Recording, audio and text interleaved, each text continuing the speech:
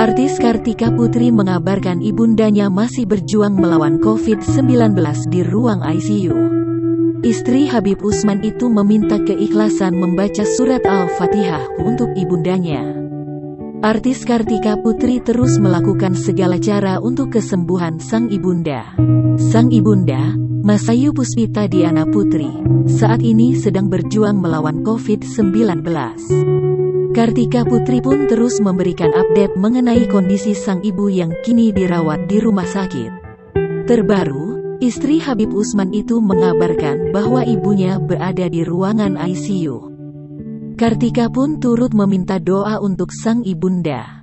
Ia memohon keikhlasan followersnya untuk membacakan surat Al-Fatihah agar sang ibu diberikan kekuatan dan kesehatan.